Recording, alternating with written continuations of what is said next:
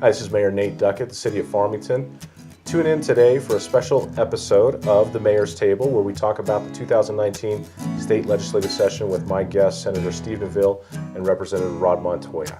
This is the first episode of two. Be sure to tune in tomorrow, April 2nd, for the second part.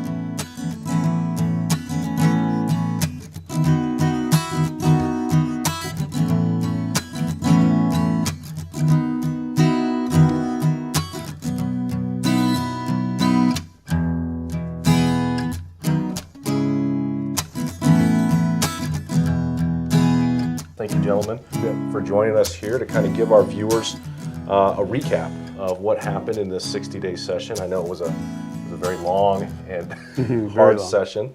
I made the comment before that we probably should have had a parade of some kind to welcome you guys back because of, I know, all the work that you put in over that time period. So, but you're back now. Hopefully you're recovering from that time. No PTSD lasting effect? A little bit. Yeah. Well, definitely thank you guys for carrying the torch and promoting our region's priorities that we had there. Of course, this session we were concerned a lot with energy being one of the top things, tax reform being another thing, and those were two of the major areas that you guys spent time on. But I just wanted to kind of get your view of how the session went, what we can kind of expect throughout this next year as you come into 2020 will be a 30-day budget session, and maybe give viewers who don't pay so much attention to what goes on, the things that they should be paying attention to. Sound good? Sounds good. All right. We'll start with you, Rod. Just kind of, what was your overall view of the session? How did it pan out for you? Well, it was a rough session.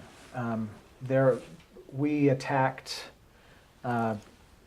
several very controversial issues, none less controversial than the shutting down potentially of the San Juan generating station. That whole argument and that discussion started early, and it went literally up until second to last day of the session. Quite frankly, it was a little frustrating. Nobody from San Juan County even had anything to do with the drafting of the legislation that got passed, and quite frankly, both in the Senate and in the House, we tried to get that modified to where San Juan County and Farmington considerations were a little bit higher priority, jobs and the such. But there was really an agenda this year concerning a transition potentially away from all carbon-based fuels at some point. So really kind of just the beginning, I would say. This year was really just the beginning of what's going to be a really long fight as to whether or not we continue to be an oil and gas and coal producing state. I think that is the big elephant in the room. When we talk about a state whose budget this year, Steve, I think we said in 2018 it was 6.2 million, and then this year we had an additional million on there, or billion, sorry. Well, it took us 10 years to get back to 6.2 billion. A year ago, a little over a year ago, our budget was 6.2 billion. That's what it was in 2008. We had taken a big dip through the recession, and it took us all those years to get back, and then all of a sudden in 1 year we had a $1 billion plus increase in 1 year, which now everybody thinks that that's the new norm. And unfortunately, knowing what oil and gas typically does, we've got to be more cautious about what that is. We spent it all. I mean, if there was no resistance to spending all the money, we did keep a large reserve, to be fair. We kept a large reserve, a 20% reserve. Okay. We do that as a matter of safety because we know we do have some volatility, and there's still enough old heads in the Senate that understand the volatility that can happen, that we were able to ensure that large reserve is in there. Otherwise, who knows, if we'd have kept a 5 or 10% reserve like we have done for the last several years, no telling what could have happened to us if oil crashes another year out from now. Sure. We anticipate another $1 billion next year, excess money, that we're going to have to deal with.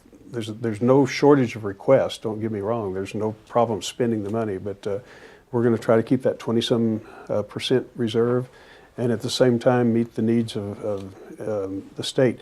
45%, 45% of our total budget came from oil and gas this year. Wow. Of all of the dollars in the state.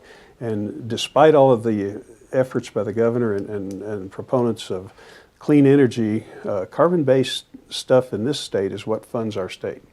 You take that away, we would be in a desperate situation. That's the part that I find most interesting about all of this is understanding, in your own household, what makes the income for your family, and it's the skill set, it's the education, it's the talents of the individuals who are out earning money. And in New Mexico, the mom and dad are in oil and gas, and, Right. and that's where they're bringing home the cash. So, I mean, you talk about 45% of the state's budget was in oil and gas.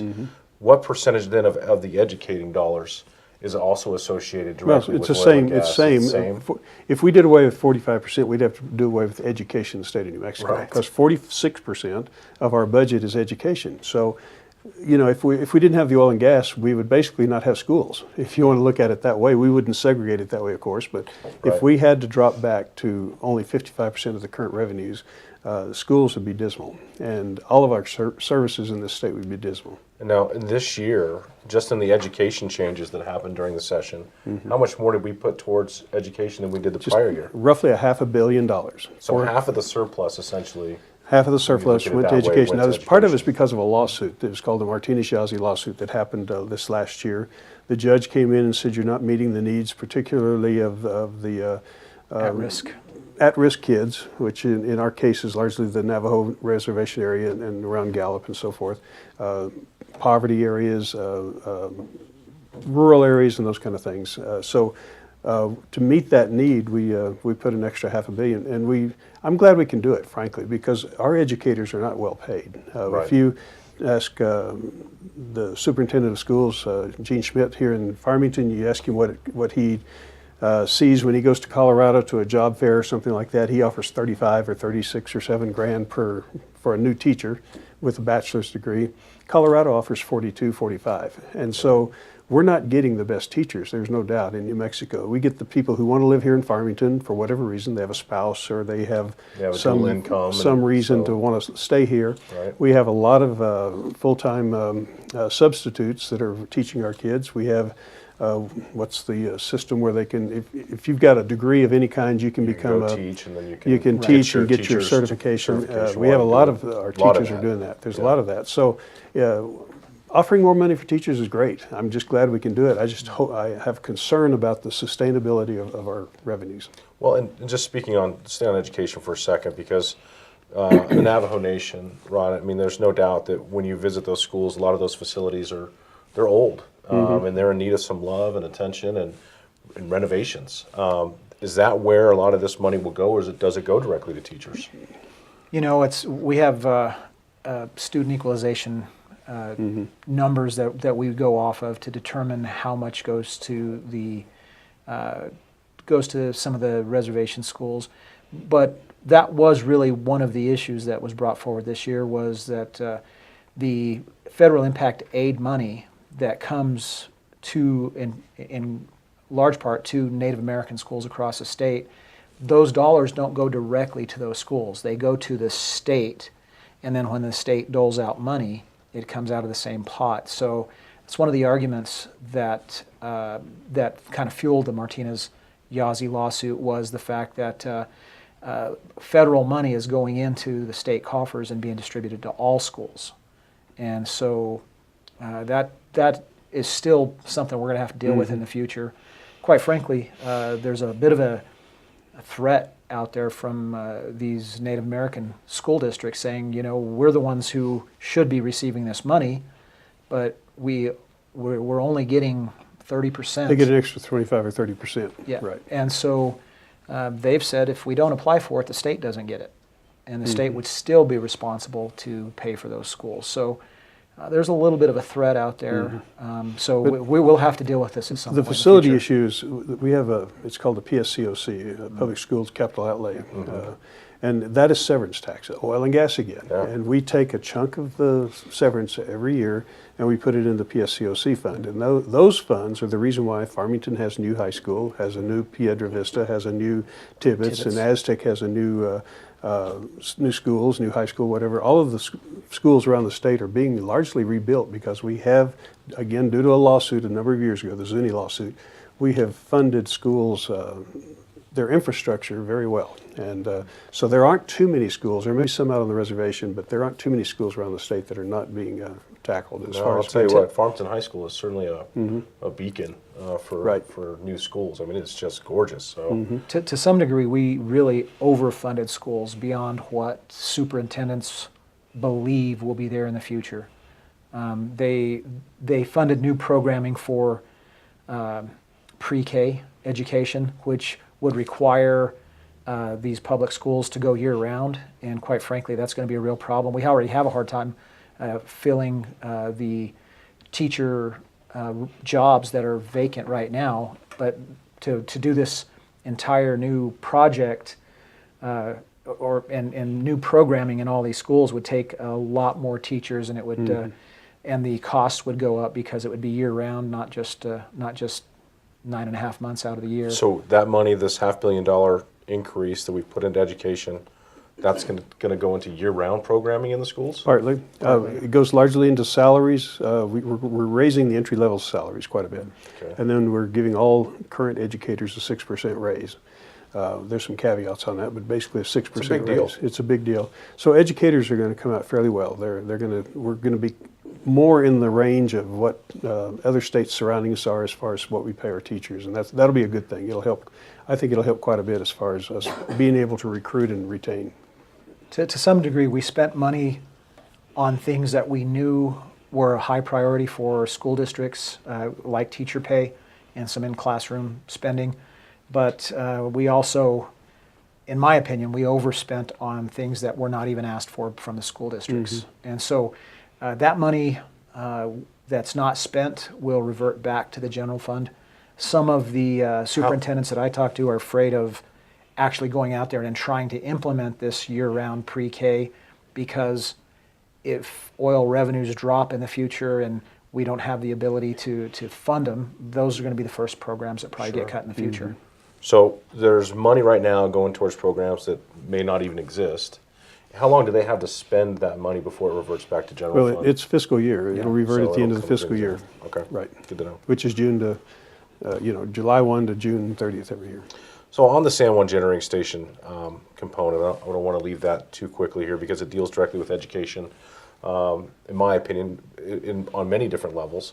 Certainly if mom and dad are working at a coal mine and a power plant, they're able to bring home money that then allows their kids a better opportunity to have better nutrition and get into school each day because they have transportation. And of course, we know a lot of the families in our area, there are multi-generations living in those households. And for a lot of the folks who work in those areas, they're not just supporting their core family, they're supporting grandma and grandpa and brothers and sisters. So when we lose jobs at San Juan Generating Station, which is what we went to Santa Fe to talk about, and groups, and I just want to thank all the individuals who work at the coal mine, San Juan Generating Station. We literally had hundreds of people show up at meetings. Just repeatedly saw them there.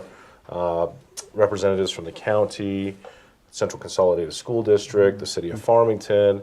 It was good to sit in a room full of people that you recognize the true impact of the closure of this plant. It's these folks who are sitting here right now. For what it was worth, I think it was educational, at least on the aspect of being able to sit in committees and to learn that it doesn't really matter if a senator or a House representative believes something is unconstitutional, they still passed it through committee. Yeah. And you sit there and you go, what? How can you make those kind of comments and then vote for it? That really bothered me quite a bit. Yeah. But just for our viewers to understand, in regards to the announcement that was made kind of mid-session by our interested party who wants to purchase the power plant and operate it past 2022, they were well aware of the environment that they were walking into. Right, they were. This was halfway through the session before they even came forward, signed a letter of intent, and so they knew what they were getting into. And the owners are still doing their due diligence. We're looking forward to the feasibility study that they're going to be pushing for. They're looking for federal dollars to do that with, because the Department of Energy has a program designed for carbon sequestration technology. Right. And I think what they recognize, certainly from the federal level, is that coal is going to be a component of energy used worldwide for forever. I mean, until the coal runs out, there's going to be coal being burned. So if we can find a way to burn that coal cleanly, and carbon sequestration is an answer to that problem, then why shouldn't we be trying to do those programs here in the United States, and specifically at San Juan Generating Station, which was in the top 10% of power plants that were this technology could be applicable. That's right. So that's the component that we went to Santa Fe with, to say, look, just give us the chance. I know the bill that they were working on, Senate Bill 49 and then House Bill 49, but the Senate bill had been under construction basically for 14 months. Well, yeah, we had a similar bill a year ago in the legislature that did not have some of the things in it, and I was actually a sponsor of that bill a year ago. Well, I was going to say, a year ago, Yeah. the bill that you sponsored, we kind of lined up and said, yes, if this is the best thing that we can do, Right. please give us the $19 It did million. not mandate the closure. It Yep. provided for some property tax relief if there was a closure. So there was a lot of things in there that were good for San Juan County, Right. accepting the fact that the plant may close, and it may close. We don't know yet, but we're still negotiating. As you say, the city is, not me, but the city is negotiating, trying to come up with a plan, and that's good. But we tried in this bill to get one little paragraph about this long, literally. that literally said that they would make a provision for some kind of a variance or a waiver should we come up with a viable plan to continue the plant to meet the minimum standards that they had in the bill. We weren't trying to deviate from the standards. Right. They wanted to reduce the carbon output to a certain point, and our argument was if we can get below that, let us go. Don't bug us. And it's a little simple paragraph. The reason the bill last year didn't pass was specifically because it didn't require Closure. the closure. And so that's why it got hung up. That's why it got stalled. But And that was also the reason why, quite frankly, they cut out San Juan County legislators from being part of this new bill, because we were wanting to basically say, there's a lot of jobs at stake here, and the jobs are, quite frankly, more important than the tax base. That's exactly, and that's very, very succinct, exactly what we said. Even prior to the session, we went up there. I met with them. They said, Mayor, what do you want? And I said, I want jobs. Well, we're not gonna allow for that plant to continue operations. So what else do you want? Well, there's really nothing else I can tell you that I want. I mean, and what they ended up coming out with was $20 million going into economic and workforce development. But with a lot of strings. And a lot of strings, right. and maybe some replacement power. A lot of what ifs and ifs, or all those things built into it. Yeah. And those are kind of similar to what we were looking at last year. Right. So we've made these comments here before that really where we came out this year is no different than where we were trying to get to last year. But the big difference, of course, is that we were allowed to market the plant for future ownership. We've got somebody who's interested in doing it. We want to pursue that to the nth degree to ensure that we have vetted out every possibility we can of supporting those workers and keeping our tax base whole. I don't think there's any other option for us than to try and do that. No. And this bill is much larger than last year. Oh, yeah. It has a huge amount of environmental stuff in it that actually going to 100% renewable portfolio in about 45 years.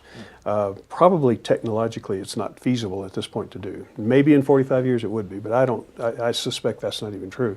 It requires battery technology that doesn't exist. It requires all kinds of things that are not feasible or possible to accomplish. And in my mind, they argued otherwise, but in my mind, I think you're looking at doubling, tripling the rates of electricity. I don't understand that whole component that kept being said again and again and again, that we are going to reduce the cost of people's energy bills. Right. Well, It simply is not, that's not cannot played happen. out It anywhere cannot that these happen. policies have I been challenged enacted. it directly. It came through the Senate, came through the House, and then the last fight we had was on the House floor. And so I tried to put in 5 amendments. The first 3 specifically helped San Juan County. One was a delayed. If they're going to close it down, and they are absolutely hell bent on closing it down, then give us a few more years. So it's not that easy to come and replace a business that is 10% of your county's property tax base. It's not that easy to find that. Right. Otherwise, I mean, Lord knows all of the efforts that we've been doing here in economic development. We'd love to bring in an employer of 1,500 people just directly at that site with all of the ancillary jobs.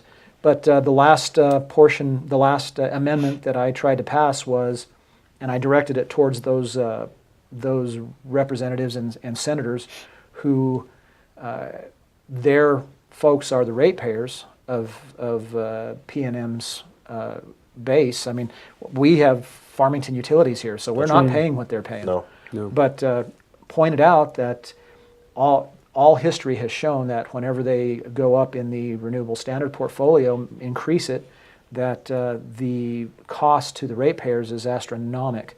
And so I used their numbers and said, you're saying that the cost is going to go down, so why is it that you've put a buffer in there that allows the price to double?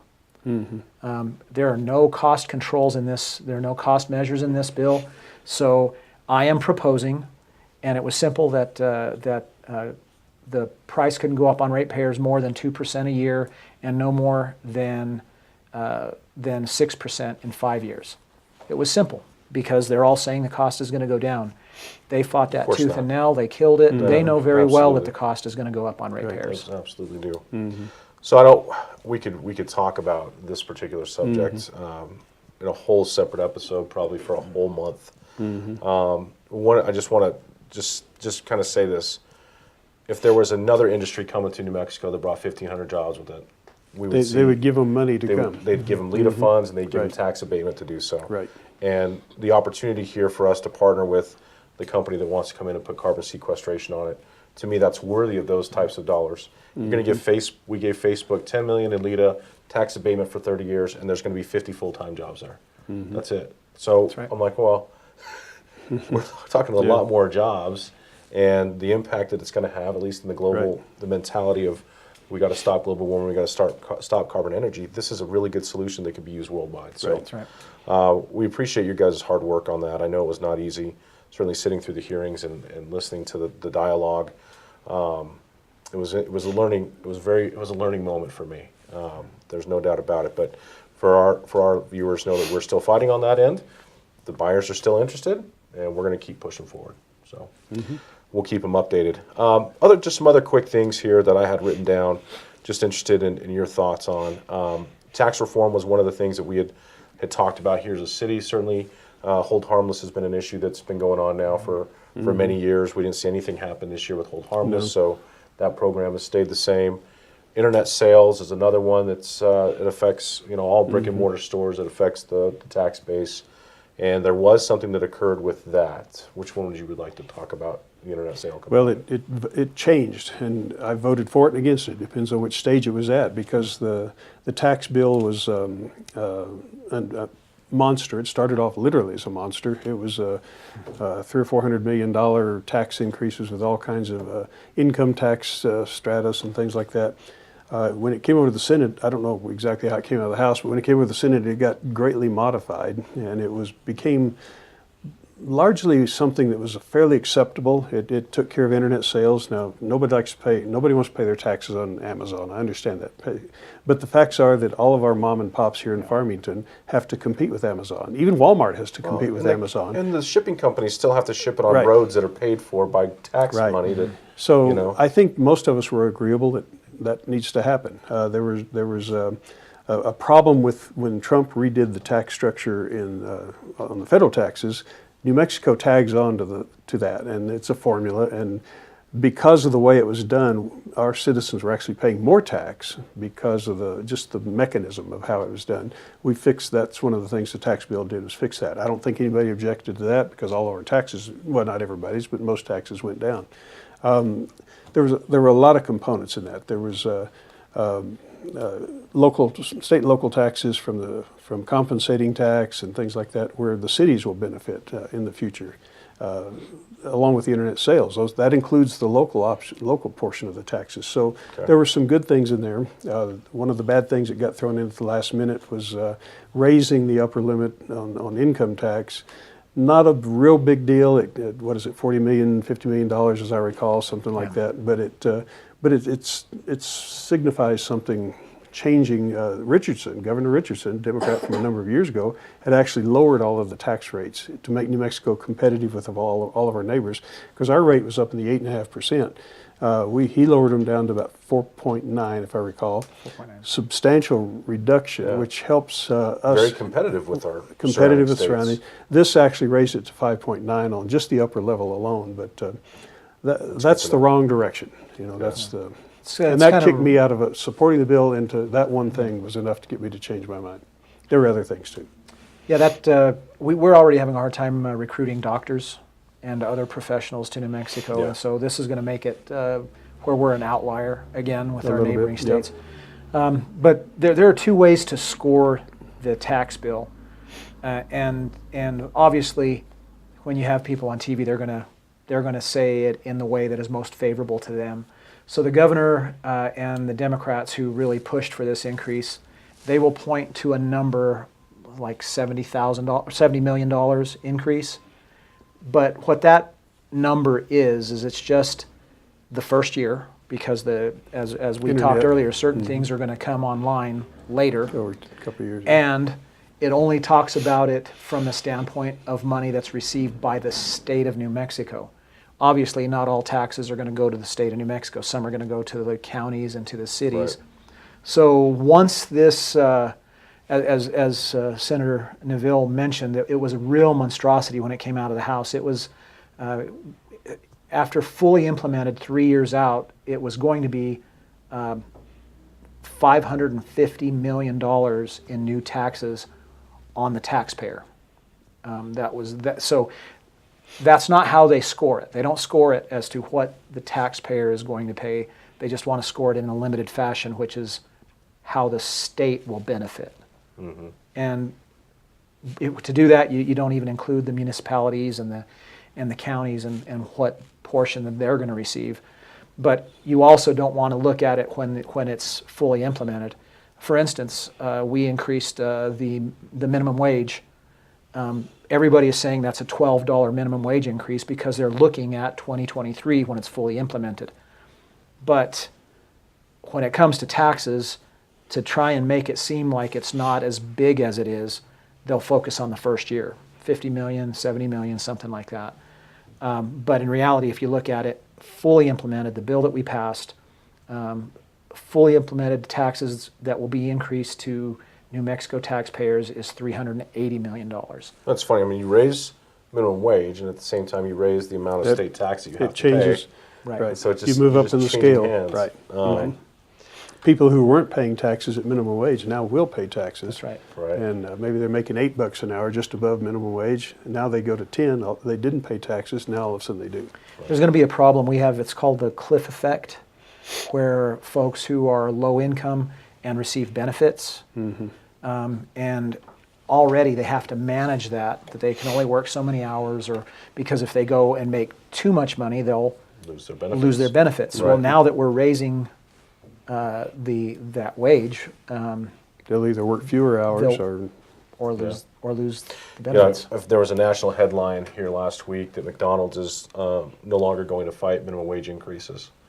And you think if you're McDonald's, you're the number one hamburger retailer in the world, and you can afford maybe to pay more. But guess what? Mom and pop can't, and you end up pushing those people out of business. if you've been in a McDonald's lately, they don't have many employees. And they can They've all they can automated- afford the automation, Right.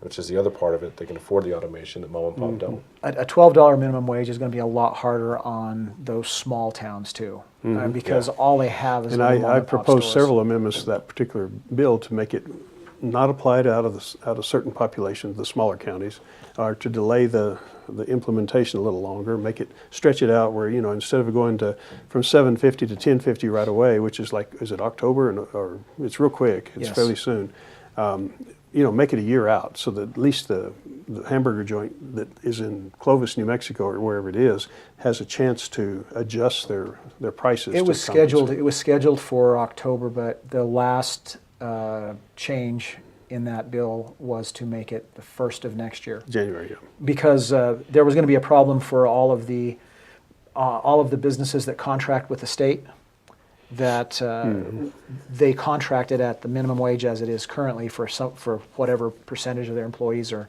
on that wage. But if they had to increase wages in October, they might not be able to Well, make it to the end of the year. One of our local home health care companies was actually looking at That was a big virtually deal. shutting down. That's right. Yeah. And if there wasn't and they increased Medicaid to offset that. what they're going to get. They can refunded redo the formula for Medicaid and get that reimbursement in there. That's good. And thank you for tuning in to part 1 of a special edition of the Mayor's Table. We'll be airing part 2 of our legislative recap tomorrow, April 2nd, so stay tuned.